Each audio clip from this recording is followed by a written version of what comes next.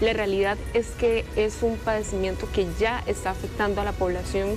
Costa Rica tiene el porcentaje más alto de obesidad, más alto del promedio. El 30% de los adolescentes actualmente en nuestro país tienen sobrepeso, pero no se trata solamente sobre qué comemos o cómo lo comemos o qué está causando que tantas personas en nuestro país padezcan de sobrepeso, sino también es un tema ligado a las emociones, a cómo nos sentimos, a por qué buscamos incluso en la alimentación el refugio para muchísimas cosas con las que sobrellevamos día con día, y es por eso que hoy nuestra invitada va a conversarnos en estas dos aristas, desde el tema físico, alimenticio, y desde el tema emocional, que muchas veces dejamos de lado y que creemos que no tienen relación una cosa con la otra. Le voy a dar la bienvenida de una vez a nuestra invitada Jessica Peña, quien es nutricionista y además psicóloga. Muy buenas tardes y muchísimas gracias por acompañarnos. Muchas gracias a ustedes por el espacio, más bien, Angie. Hablaba Jessica al principio en la introducción del programa que uno dice, bueno, aquí a 2060 falta muchísimo, eso no le va a pasar a mis nietos o qué sé yo, pero la realidad es que ya nuestro país está teniendo números alarmantes de personas con sobrepeso. Si pudiéramos hacer un balance con respecto a las estadísticas que actualmente tenemos y por qué estamos hablando de esto. Comentábamos antes del programa que el próximo 27 de mayo va a ser el primer Congreso Nacional sobre Obesidad y Sobrepeso, un país sano para un futuro mejor.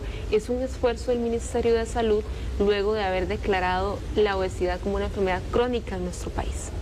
Claro, correcto. Como bien mencionabas, Angie, la Organización Mundial de la Salud menciona que para el 2060 vamos a tener un 94% de las personas con sobrepeso y obesidad. ¿Qué significa esto? Que el incremento viene acelerado. En 1975 hablábamos solo de que un 47% de las personas tenían sobrepeso y obesidad. Es decir, a la fecha ya andamos como por el 66-67% de las personas con sobrepeso y obesidad. Y si no hacemos estrategias públicas que sean desde todos los sectores, tanto de empresa privada, empresa pública, instituciones como el Ministerio de Educación Pública, pues el porcentaje del 94% lo vamos a alcanzar de una forma más acelerada. Ahora, el tema de que tengamos ya actualmente porcentajes importantes de obesidad en la población, hablamos de que al menos un 30% de los adolescentes, es precisamente porque dejamos por años ese tipo de políticas, porque creímos que tal vez la alimentación dependía de cada quien sabe lo que come y no nos preocupamos a nivel de instituciones de precisamente vigilar ese tipo de conductas. Yo creo que buscar culpables acá a veces es como un poco, ¿verdad?, centrado en el pasado. Yo creo que es importante ver como qué cambios podemos hacer, qué errores estructurales hay en nuestras políticas de salud pública y cómo podemos encaminarlo a que sea un poco mejor. Sin embargo, como vos lo indicas, y no es un secreto para nadie, la obesidad ha sido trabajada solamente desde un tema pesocentrista y se han dejado todos los factores que están paralelos. Hablemos de un tema social, hablemos de un tema económico, de un tema cultural. La sociedad tiene la posibilidad de estar en una cultura, que estemos en una cultura gordofóbica, pesocentrista, y todo un tema de estigmatización social alrededor de esto.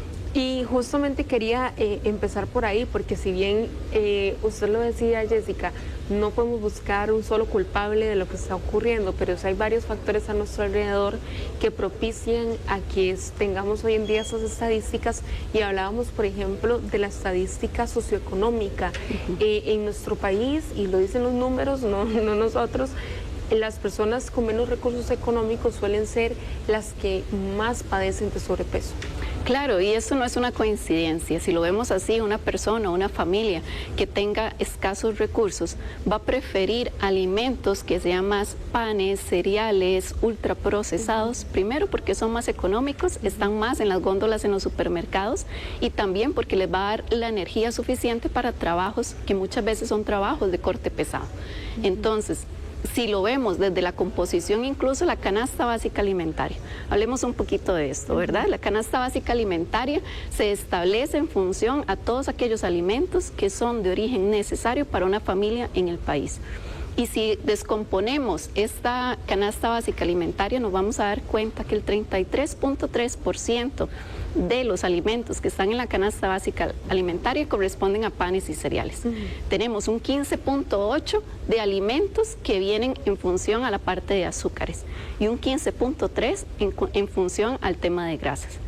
¿Y cuál crees que es el porcentaje en función de frutas y verduras? El mínimo. 1.5 y 1.4 respectivamente. Entonces estamos hablando que cada vez más nos alejamos de la alimentación que tenían nuestros abuelitos, que era de campo, que era una alimentación natural. Yo siempre le digo a mis pacientes, una alimentación que venga de la naturaleza jamás ni nunca va a poder ser una alimentación que sea dañina para nosotros. Pero cada vez más estamos inmersos en tener más a la mano alimentos que son de corte ultraprocesado. Ahora, mito, ¿verdad?, de que en efecto y con datos son las mujeres quienes más padecen de obesidad, y por qué podría ser? Ok, recordemos que el peso va a tener una serie de factores importantes. No lo podemos ligar solamente a un tema de alimentación y de ejercicio. Eso es lo más escueto que podemos hacer en función de hablar de un tema de obesidad y de sobrepeso. Hay 10 factores que la ciencia ha demostrado que inciden en el peso de una persona. 10, y 4 están en el top 1. ¿Cuáles crees que son esos 4, Angie? ¿Podrían ser temas hormonales? Sí, correcto, ¿verdad? A nivel general de población de hombres y mujeres, esos 4 primeros factores son alimentación, ejercicio, estrés y genética. ¿Verdad? Yo he tenido en mi consulta pacientes que tienen papás de contextura delgada, es decir, tienen un privilegio desde la parte genética, tienen buena alimentación, tienen desde el privilegio otra vez la capacidad de pagar un gimnasio, de poder hacer actividad física, pero están estresados en una cantidad, ¿verdad?, que su cuerpo está estresado, el cortisol se dispara, ¿verdad?, y eso hace que el metabolismo esté más lento. Entonces son muchos factores, pero debajo de eso vienen los que vos mencionabas. En las mujeres la parte metabólica y hormonal tiene una incidencia abrupta en toda esta parte de concepción de sobrepeso y obesidad, ¿verdad? Y es que también las mujeres enfrentamos el tema de la maternidad, nuestros cuerpos cambian, ¿verdad? Y también la cantidad de estrés y de ansiedad es más alta en mujeres también. Entonces, vea cómo no podemos desligar esta parte de obesidad física, de la conceptualización de un aspecto físico a toda la parte de emocional. Ahora, y quiero ir como, ojalá, como ordenando algunos de los factores que nos pueden estar rodeando como sociedad y que han hecho que en Costa Rica la población tenga sobrepeso. Hablábamos, y tal vez es una palabra nueva para muchas personas que nos ven y escuchan, de los espacios obesogénicos. Obesogénicos. Si podemos explicar además qué son para quienes no están relacionados, y yo creo que con solo la explicación ya la gente va a decir, así, el lugar donde yo trabajo o donde yo estudio es así. Ok, cuando hablamos de un espacio obesogénico, lo que estamos queriendo decir son espacios que fomenten la parte de obesidad y de sobrepeso en nuestra cultura. ¿A qué nos referimos con eso? Si vemos un tema, digamos, de Costa Rica, vamos a ver que efectivamente Costa Rica está posicionada como un ambiente obesogénico. ¿Por qué se favorece o por qué la sociedad, el gobierno es un incitor a la parte, digamos, de obesidad y de sobrepeso? Cada vez hay menos espacios, por ejemplo, de actividad física. Estamos urbanizando más estos espacios que antes se nos permitía caminar con libertad, con seguridad. Nuestra seguridad social también está siendo un factor indispensable en que sea menos cada vez la cantidad de personas que están pudiendo ir a hacer actividad al aire libre. Claro, ya no salgo a correr porque me miedo que me asalten, por ejemplo. Correcto, ¿verdad? También desde las escuelas. ¿Qué estamos propiciando en las escuelas de un tema de educación alimentaria? Hay avances, sí, hay avances. Podemos hablar de que los avances más importantes que ha hecho el gobierno en estos temas, primero es la parte de toda aquella adecuación que se hizo del Ministerio de Educación Pública en la parte de comedores institucionales, pero también nos falta un esfuerzo en la función de tiempo que pasan los chicos, por ejemplo, en los recreos, que no es suficiente para que ellos puedan merendar bien. el balance nutricional no es el más adecuado, se nos escapa y nos queda de lado toda la parte del sector privado, ¿verdad? En función a la parte de meriendas y de decretos institucionales infantiles. También podemos hablar en este año, lo más reciente, el 2024, que se declaró la obesidad como una enfermedad de corte crónico, y esto viene a ser un impulso para que lo abordemos de una forma integral.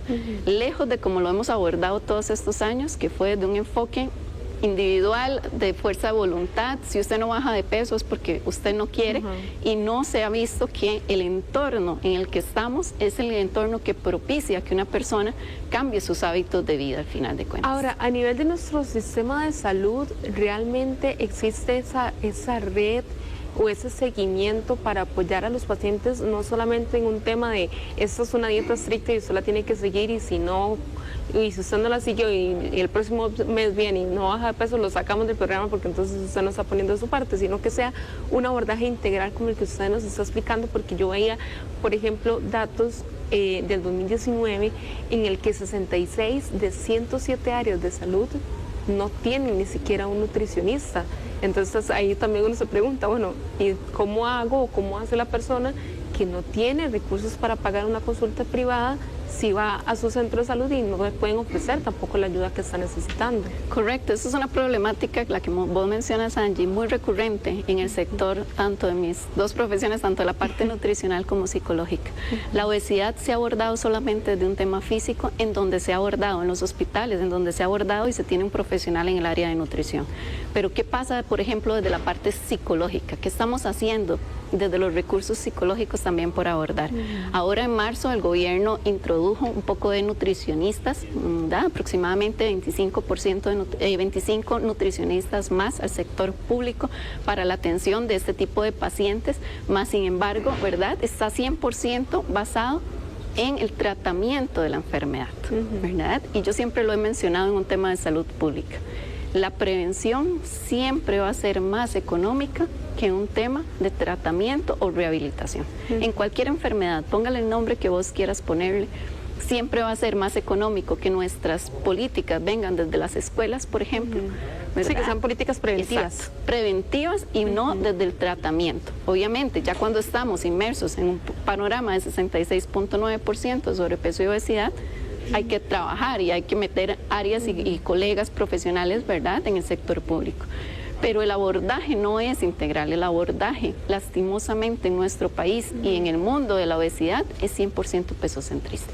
Ahora, esto es un abordaje que pudiéramos hacer incluso, creería yo, desde nuestro Ministerio de Economía, además, con políticas, porque usted lo decía, una canasta básica donde la mayoría son harinas, alimentos refinados y demás, y yo creo que eso no tiene uno que estudiarlo muchísimo para darse cuenta de que usted vaya a un supermercado y cómprese una bolsa de arroz o le va a costar mucho más caro posiblemente un brócoli pequeñito, ¿verdad? Entonces la gente tampoco se incentiva a cuidarse, porque yo lo escucho mucho entre mis amigos que dicen, no, es que ser fit sale caro, ¿verdad? Porque ya usted va y vaya a comprarse la proteína y vaya a comprarse los vegetales y demás, y no es tan agradable para la gente como ir a comprarse un combo de 2.000 colones a un lugar de comidas rápidas, que es más rápido, no lo cociné, lo tengo a la mano y gasté menos.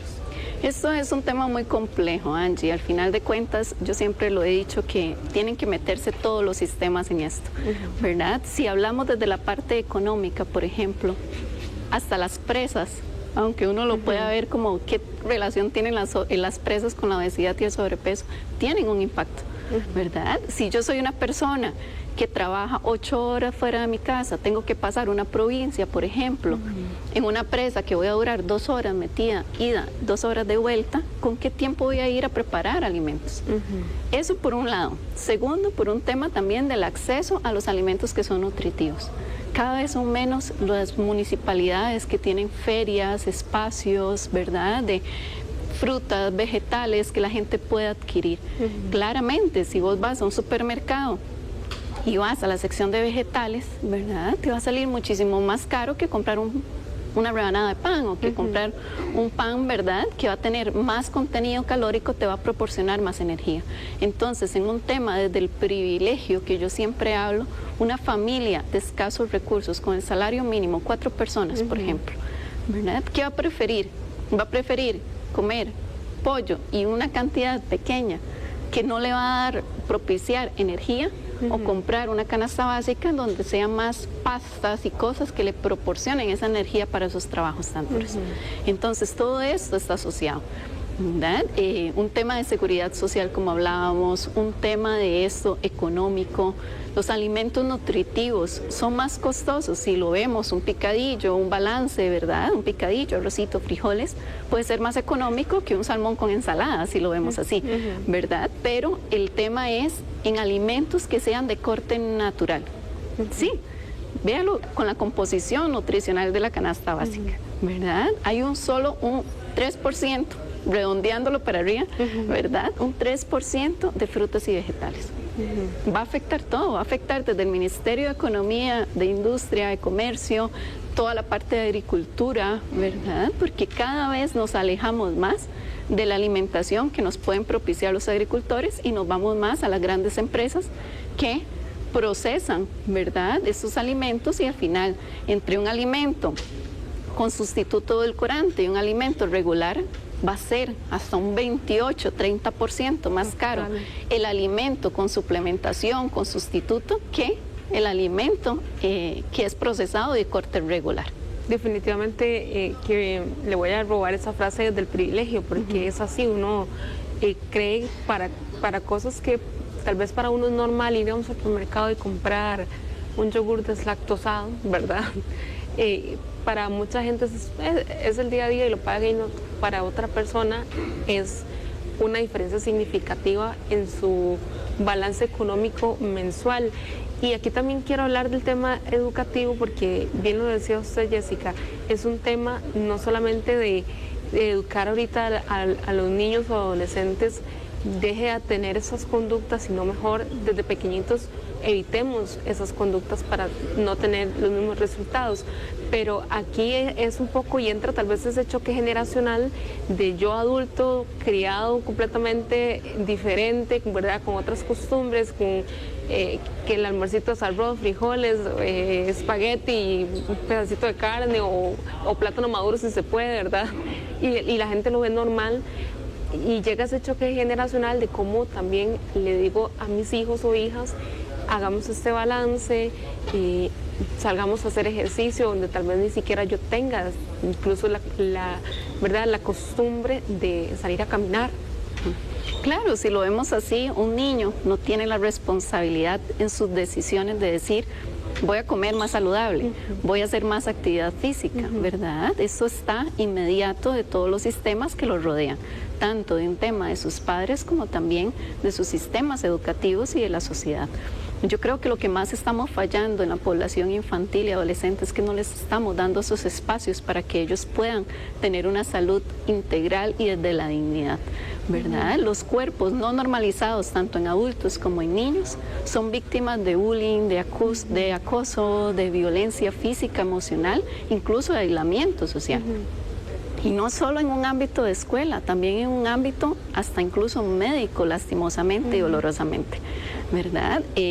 Actualmente los problemas de obesidad infantil se tratan desde el juicio, desde la crítica, lo que va a ocasionar una baja autoestima, una mayor vergüenza corporal, y el niño a la larga lo que va a querer hacer es nunca más volver a ir a un médico porque le crea un trauma. Claro. Yo en la consulta privada lo veo muchísimo con adolescentes, porque yo trabajo a partir de la adolescencia, lo veo mucho con adolescentes que vienen posterior a un sistema público que ha criticado sus cuerpos y les ha metido que algo de malo hay con su cuerpo, ¿verdad? Entonces, ¿de qué salud física estamos hablando en la población infantil si solo nos centramos en un tema de peso y dejamos de lado toda la parte de salud mental? Bueno, y a esto súmale además, con todo el tema de las redes sociales y demás, se queda también una visión del cuerpo perfecto, de las medidas ideales, que no es una realidad, ¿verdad?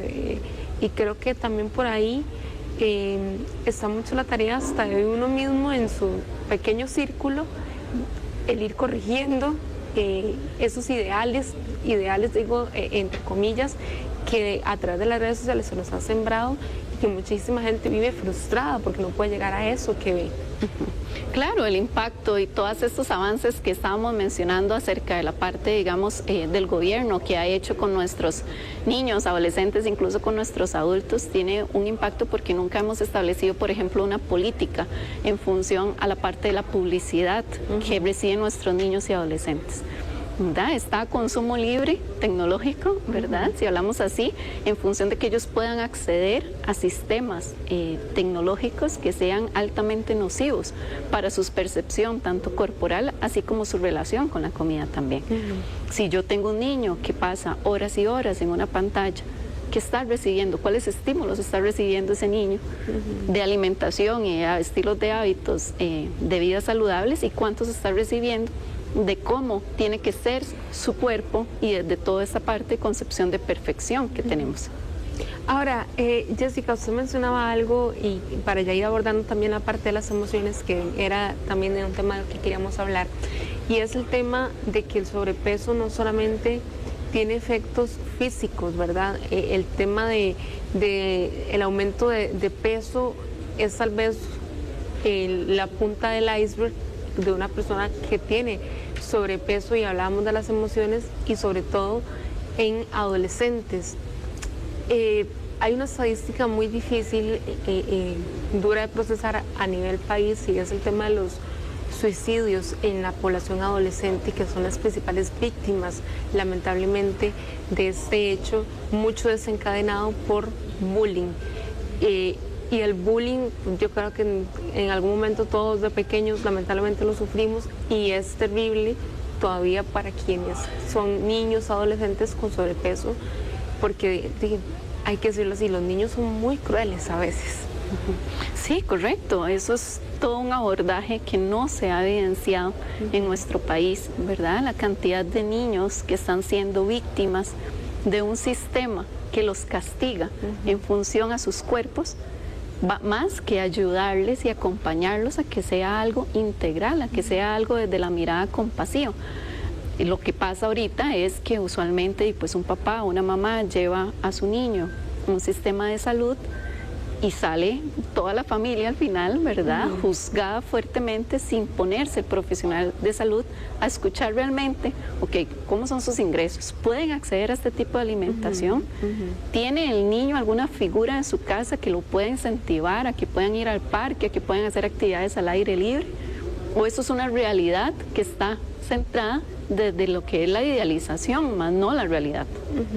Entonces, como esto a veces terminan siendo panoramas que son fantasiosos al final de cuentas, ¿verdad? Y los esfuerzos, sí, útiles, sí, ¿verdad? Nadie va a decir que toda esta parte de meriendas escolares y todo no fue útil, sí es útil, pero el proceso tiene que ser integral.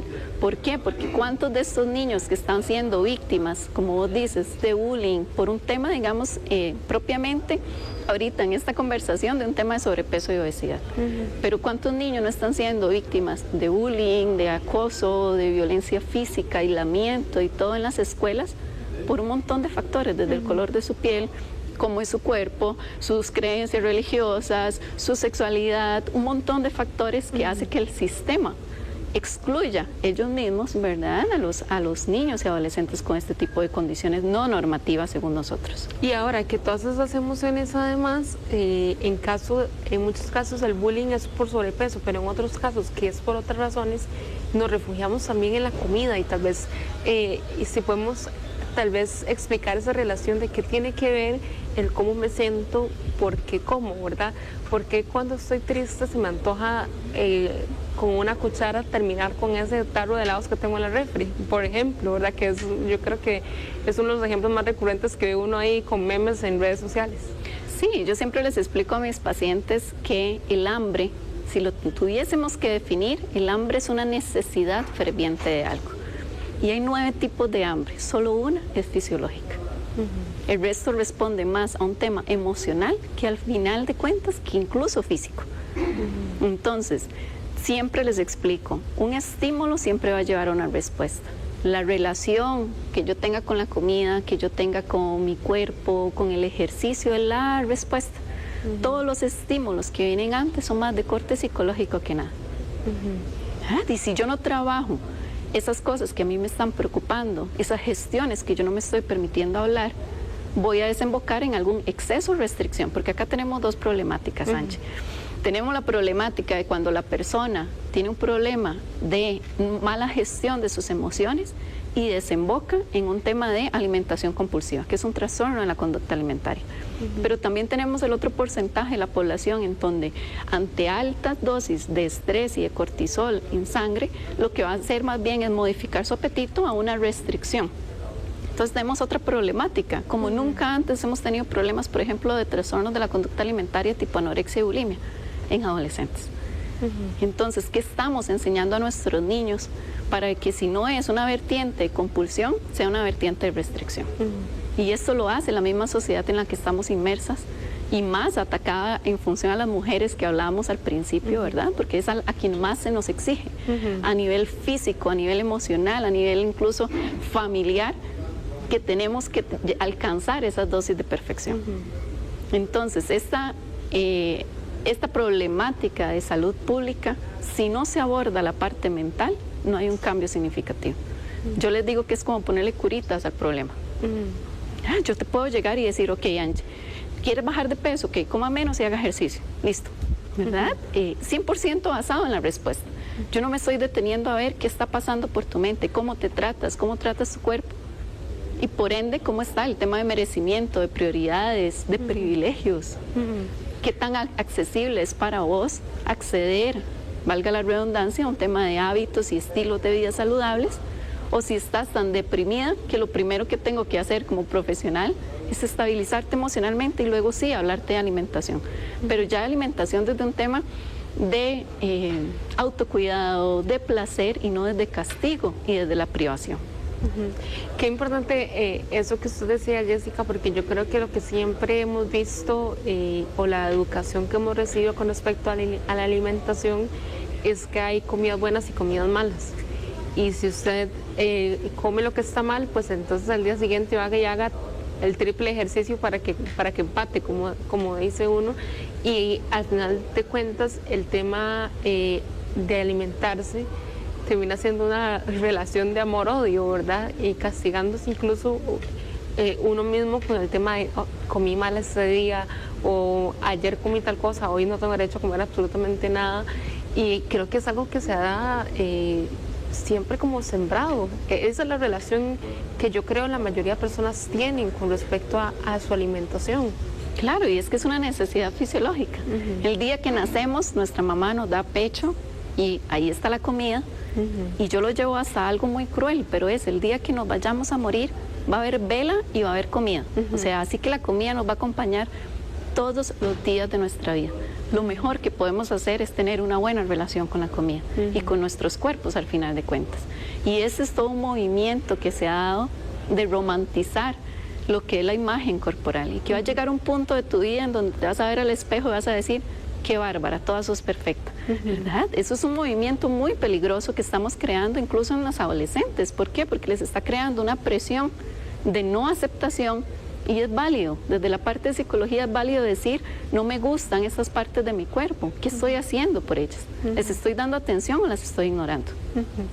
Primero por ahí, ¿cómo me hablo? ¿Cómo es el discurso hacia mí misma y hacia mi cuerpo?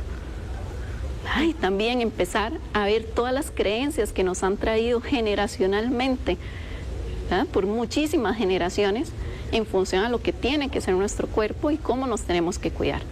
Porque se nos ha enseñado que la forma de cuidarnos es restringiéndonos, pasándola mal, limitándose lo más que puedas para que alcances eso. Y cuando lo alcances, ¿por cuánto tiempo lo puedes sostener?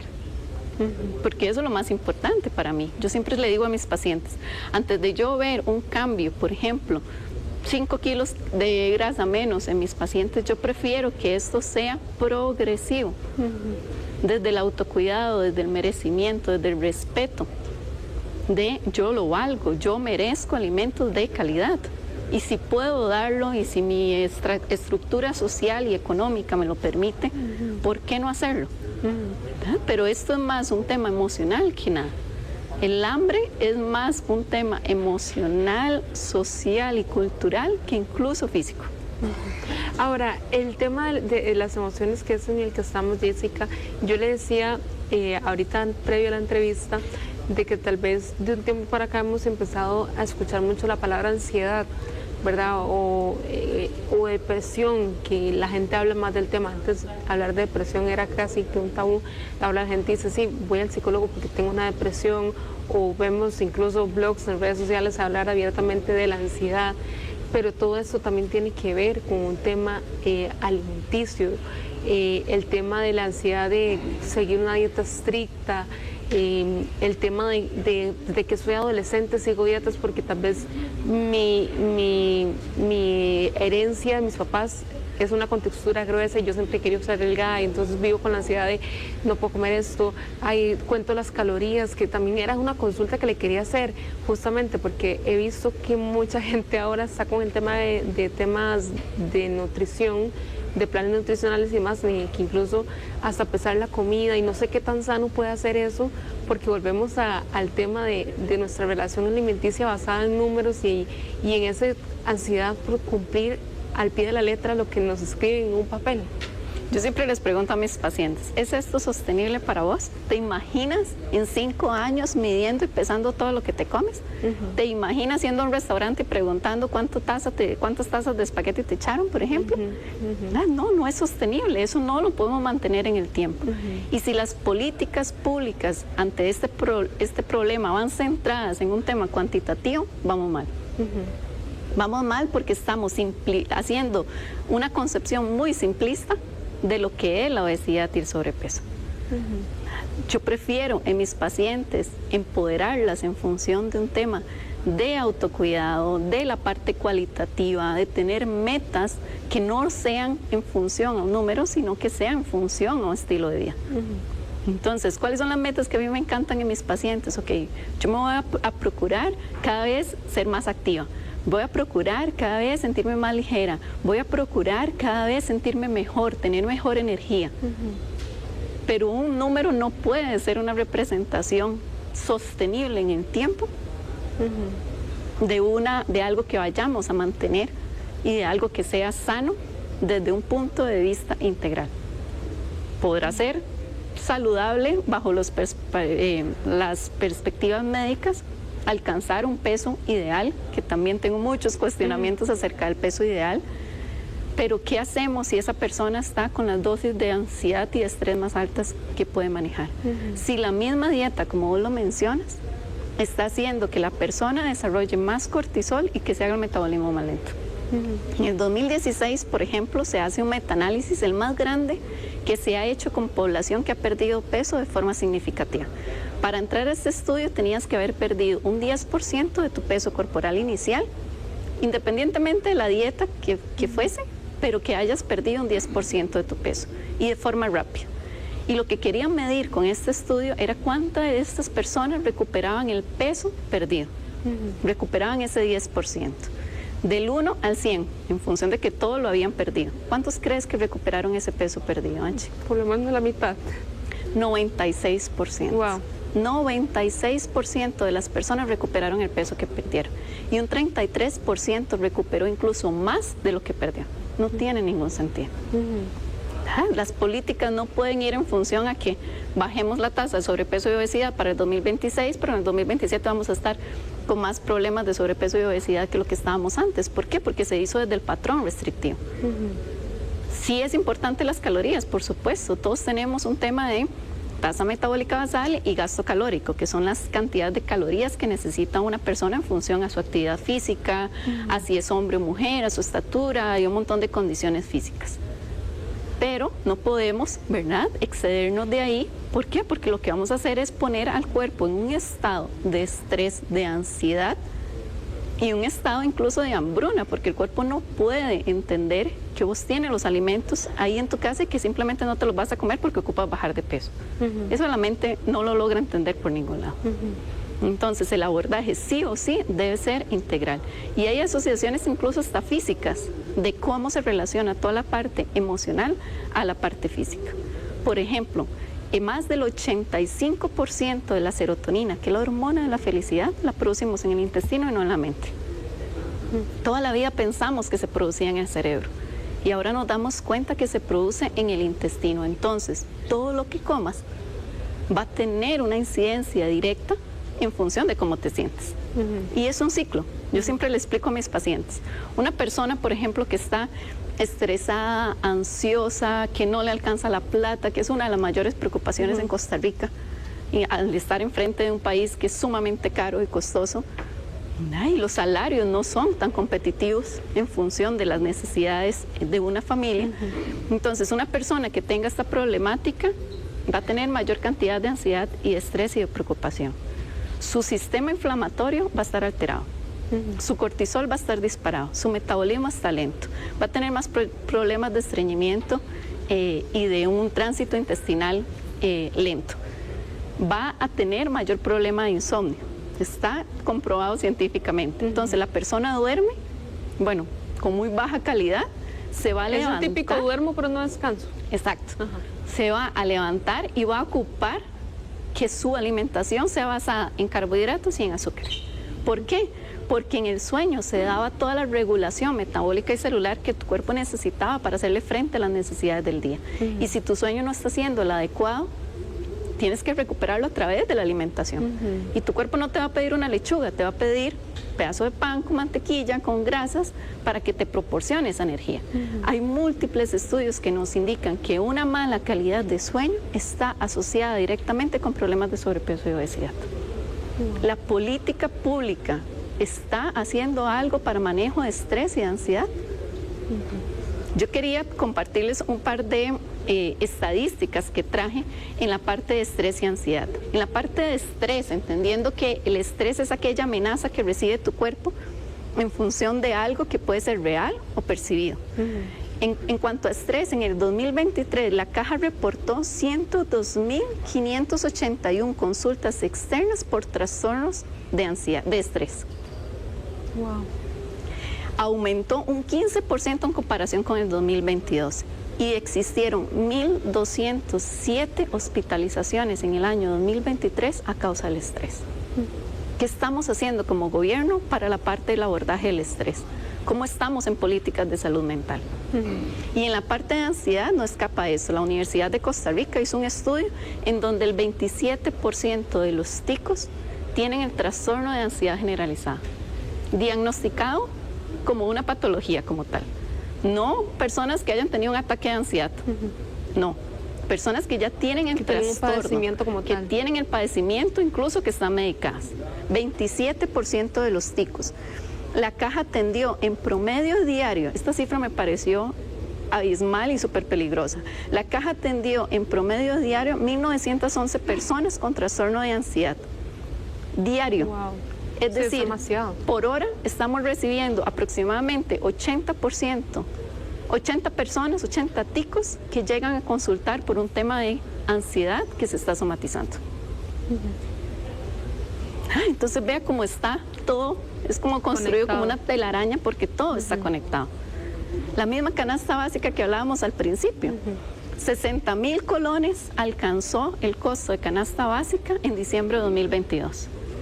Y en el 2022 alcanzamos una de las cifras más altas también de sobrepeso y obesidad. Entonces, ¿cómo le digo yo a una familia con un salario mínimo que tiene que sacar más de del 50%, porque esos 60.000 colones es per cápita, es por persona, más de 60.000 colones para poder alimentarse? Sí, es una realidad imposible para mucha gente. Es descabellado 100%. ¿Cómo le digo yo a la mamá soltera con 3 hijos en casa que tiene que llegar y tiene que sacar a sus hijos y llevarlos al parque? Cuando ni siquiera hay un parque cerca, Cuando ni siquiera hay un parque, cuando llega a las 8 de la noche, cuando llega cansada, ¿verdad? O sea, es una realidad. Y la realidad no tenemos que idealizarla, tenemos que ver cómo podemos construir entornos colectivos, porque el tema de la obesidad y el sobrepeso, yo creo que una de las problemáticas principales es esta narrativa que se hizo de que el problema de sobrepeso y obesidad es un tema individual, es un tema de fuerza de voluntad. No, no es un tema de fuerza de voluntad, es un tema colectivo que nos preocupa a todos. 94% de las personas en el 2060, si seguimos a este ritmo, van a tener sobrepeso y obesidad. Hablando solamente de sobrepeso y obesidad como una consecuencia general, Exacto. sin hablar de todos los padecimientos físicos que pueda desarrollar una persona con sobrepeso, que eso también es otro tema.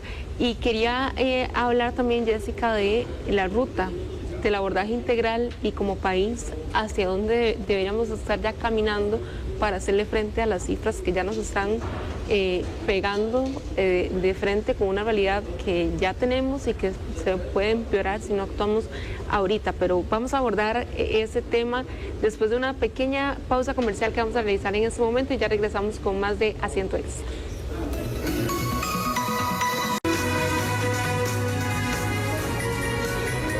2:44 de la tarde, ¿qué tal? Seguimos con este programa Asiento Extra. Si usted se nos acaba de unir por medio de Extra TV o Extra Radio en los 92.3, le cuento que estamos abordando la temática del sobrepeso en la población costarricense, pero creo que Jessica estará de acuerdo conmigo, con Jessica Peña, que es nuestra invitada psicóloga y nutricionista, de que nos salimos de ese abordaje numérico, ¿verdad?, de lo que dice la balanza, si estoy bien o mal, para hacer un abordaje integral de como país en qué hemos estado fallando. Hemos hablado de un país que no propicia los espacios para hacer deporte, para que seamos recreativos, para movernos como sociedad. Hemos hablado de un país que propicia a una población estresada por las largas horas que pasa uno en empresas, por jornadas laborales cansadísimas que hacen que lleguemos a nuestra casa y lo que menos queramos sea cocinar alimentos saludables. Y además hablamos también de un enfoque socioeconómico de lo caro que es poder comprar alimentos saludables. Es inalcanzable, es un privilegio de verdad para algunas familias poder decir: voy a preferir un alimento sano a lo que realmente me alcanza, lo que puedo comprar. Hemos estado hablando de que como país la Organización Mundial de la Salud, según estimaciones, dice que en el 2060 el 94% de nuestra población va a tener sobrepeso, pero hay otra estadística que traía Jessica que está muy ligada al tema del sobrepeso, y es la gente con ansiedad. Decía Jessica que 80 personas al día por lo menos van a nuestros centros de salud a consultar. Por hora, sí. 80 personas por hora van a centros de salud a consultar porque tienen ansiedad o tienen algún ataque que se desencadena muchísimas veces en voy a comer para saciar o cubrir la tristeza, la depresión, y por eso es que se relaciona tantísimo el tema de la alimentación con el tema de las emociones. Jessica, a nivel país, ¿qué estamos haciendo? Hablábamos de un congreso que hay a fin de mes como parte de la estrategia del Ministerio de Salud para abordar el tema del sobrepeso, que ya es en nuestro país declarado una enfermedad crónica. ¿Pero es suficiente? ¿Estamos haciendo o gastando fuerzas realmente en lo que se debe de hacer, o hay que darle un poquito de vuelta a esas prioridades? Yo creo que hay que hacerlo más integral, ¿verdad? Y el objetivo de esta entrevista es hacer un llamado tanto a profesionales de la salud, ¿verdad?, en función a la parte de evidencia científica, pero hacerlo de forma integral. Y a la parte de gobierno, yo creería que es más hacerlo multisectorial, ¿verdad?, para que sea una política así robusta, estructurada, pero basada en la justicia social, que no la tenemos ahorita. Un congreso de obesidad pues podría tener, dependiendo de su temática y su temario, condiciones y exposiciones, conferencias que sean muy atractivas, ¿verdad?, para el tema, digamos, de la población que está padeciendo esto. Pero estamos involucrando a la empresa privada, estamos involucrando las instituciones educativas, por ejemplo. Estamos metiendo una carga de justicia social en función a las personas que son de escasos recursos. Estamos haciendo esos espacios, entornos que sean saludables para ellos desde la parte integral. Yo creo que estas políticas y los avances principales, como decíamos al principio, van en 3 direcciones. La primera que hemos hecho en Costa Rica fue la parte de Ministerio de Educación Pública con los comedores y las meriendas escolares. La segunda fuerte que hemos hecho es el tema de, en el 2024, declararla como una enfermedad crónica, porque al declararla como una enfermedad crónica nos permite hacer un abordaje integral, que si no está declarada como una enfermedad, es un requisito más. Se han incluido más nutricionistas, correcto, pero el abordaje está siendo integral, está siendo desde la prevención. Si estamos conectando todos esos pequeños pasos que estamos dando. Correcto. Yo pensaría, y hay estrategias que vienen para los próximos años, ¿verdad? Por ejemplo, hacer la sabana un espacio para que sea para la actividad física en las noches, en alianza con el gobierno y la empresa privada. Yo creo que es una muy buena estrategia, pero tenemos que mermar y mejorar esta calidad de la seguridad que tenemos en nuestro país. Sí, lo que hablábamos, la gente ya por temor no sale a caminar en las madrugadas o en las noches, que es lamentablemente el único espacio que tiene por el tema de 4 horas diarias de empresa para hacer ejercicio, y ya la gente no lo hace por temor. Hace un tiempo atrás, no mucho, una de las medidas también que implementamos como país, mucho para hacerle frente a la problemática, era lo del etiquetado frontal de los alimentos. Se implementó que los alimentos con un alto consumo calórico pudieran tener esas etiquetas negras al frente, que precisamente le dicen a la gente, esto tiene mucho azúcar o esto tiene un alto contenido calórico. ¿Ese impacto visual realmente funciona en las personas de decir, no, mejor este no, busco otra opción?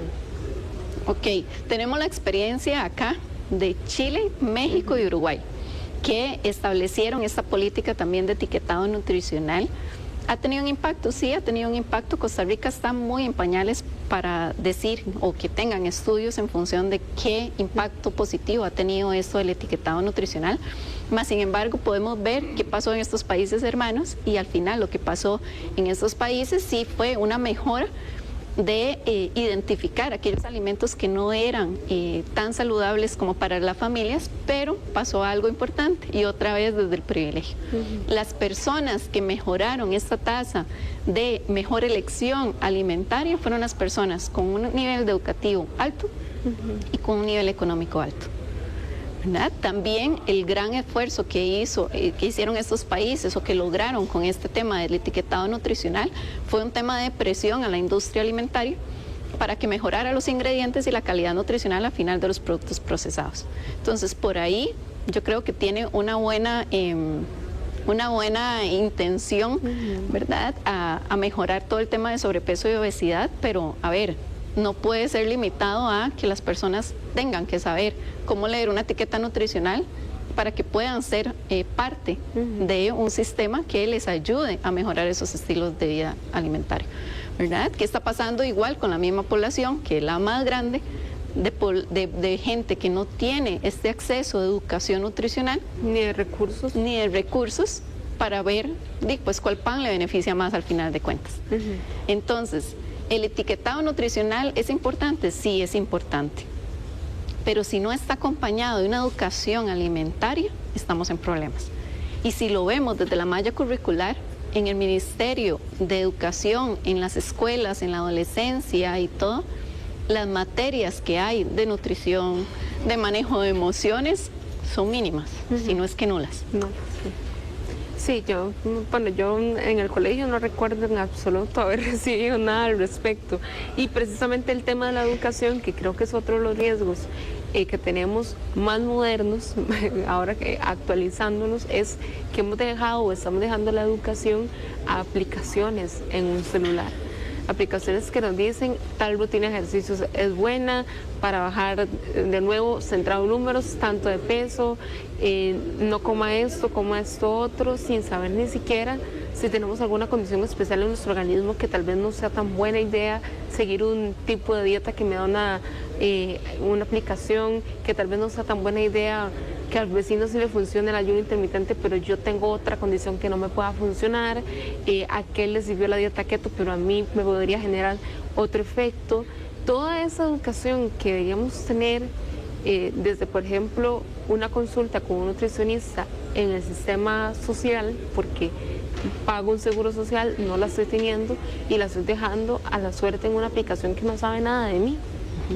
Correcto, eso es una problemática y viene asociada a toda esta parte social, incluso como de influencer o personas mediáticas que han hecho, algunos de ellos y bastantes, ¿verdad?, promoción de hábitos de estilo de vida saludables, pero hay otros que más bien nos encaminan a, por un tema de patrocinios, por un tema de monetización al final de cuentas, a llevarnos a patrones que no sean como tan saludables y sostenibles en el tiempo.